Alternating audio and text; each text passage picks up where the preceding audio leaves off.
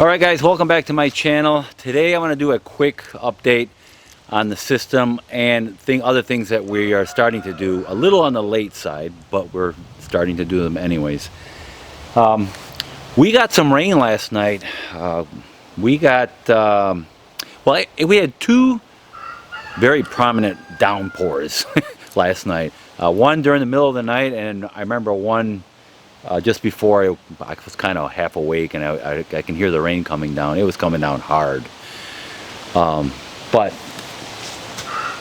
the system worked fantastic. We have now, in each tank we have about 1,700 gallons of water.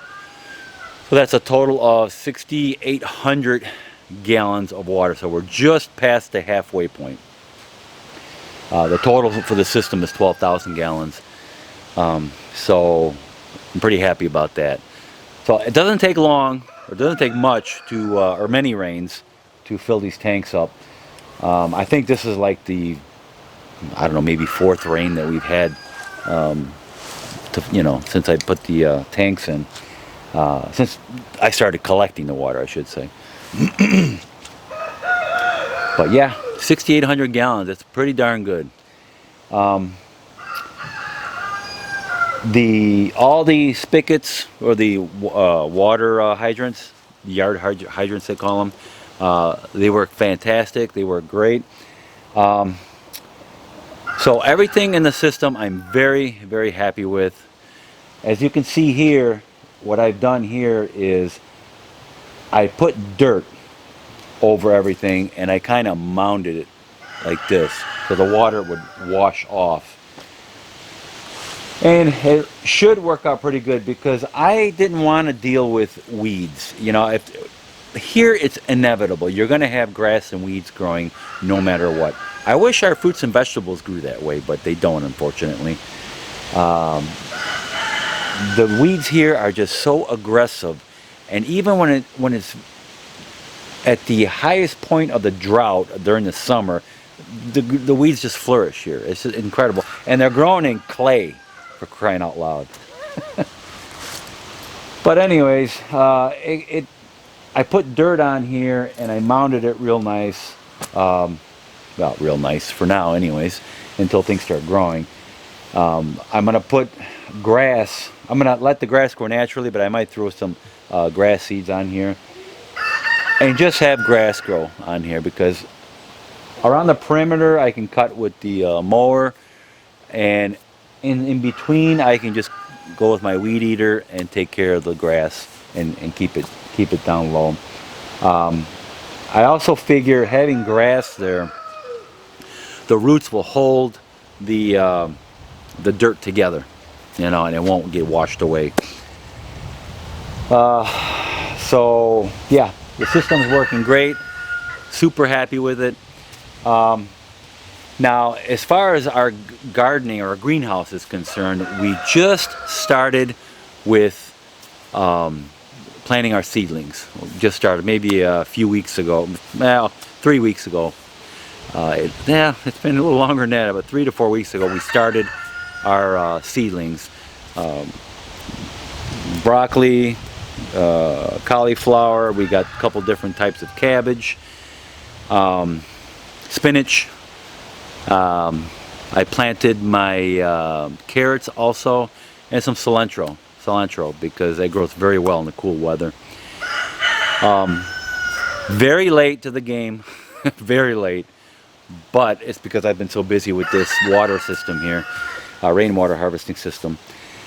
So the greenhouse is going to be, they're too young to transplant right now, all the stuff that I have in the seedling trays. They're too young to be transplanting, although it probably be okay. I have sweet potatoes that I have yet to harvest out of my beds. They were kind of an experiment to see how they grew in there. And the nice thing about them is growing sweet potatoes in beds like that is, the vines are going to overflow, right? So what we do is we end up cutting all the vines and giving those vines, either we eat them, what we can, and the rest go to the chickens for food. Free food, perfect. They love it. They eat those things in its entirety, the vines. That's a win-win situation. We're going to get some sweet potatoes. I don't know how much because they're in beds, but the vines get sent to the chickens for food, so that's good. So that's pretty much it. Hopefully the weather for 2022, sounds weird, 2022, huh? Hopefully the weather then won't be a repeat of 2021 when we had that single-digit temperatures, crazy snow. It was ridiculous. We haven't had something like that here in Texas, in East Texas, in some 80 years. It's crazy. But hopefully 2022 will be a little more normal, not as much rain also, because we had way too much rain and everything in my garden was, pretty much everything was destroyed. The only thing that made it, in case you want to know, was my giant Marconi peppers. My eggplants did fairly well. And what else? Basil did good. And persimmon tree. My persimmon trees did pretty good. Not as good as last year, or the year before, yeah. Not as good as last year's, but they did pretty darn good, considering all the rain we got. Yeah, did okay. You know, just those few things. But hopefully 2022 will be better, and I'll go back to my gardening videos, and things will get more back to normal. For us anyways. As far as the world, I don't think so. You see how crazy things are getting around the world. Australia, I feel so sorry for those people down there. They gave up their gun rights years ago or whenever it was. Now they have a complete totalitarian system there. The new world order has started there, and I really feel sorry for those people. My prayers go out to them. And I hope those people stand up, like I hope we will here in America, because I have a feeling that's going to come here pretty soon. Europe is going through the same thing. Austria now announced that they're going into lockdown right now again. And 2022, it's mandatory that every citizen get vaccinated, or they can face criminal charges or arrest or something. I don't know. It's crazy stupidity, just complete stupidity. And the rates of this disease is going to go up because we're going into winter. Vitamin D levels are going down. People, keep your vitamin D levels up. Personally, I take right now, just as a maintenance, 10 to 15,000 IUs of vitamin D3. Along with K2. It's good to take it with K2 because K2 helps direct, first of all, D3 not only boosts your immune system, does a lot of things, but it takes helps take the calcium out of the food, and the K2 directs it where it's supposed to go, in your bones and in your teeth. And out of your soft tissue, okay? You don't want calcification in your arteries and muscles and joints and things like that. It's not supposed to be there. So keep your immune system up, people. I take personally, this is just for me, what I'm not advising anybody to do anything, you know. Wink, wink. Vitamin D3 I take personally, 10 to 15,000 IUs as a maintenance. Now, if I did get sick with this disease, I would boost it up to probably double that until I start feeling better. Zinc is another thing to take. You know, how much zinc? It depends. Take the recommended daily allowance, at least at the maximum. Take the recommended daily allowance that you're supposed to take. But if you feel like you're coming down with something, and then boost it up for a while until you start feeling better. So vitamin D3,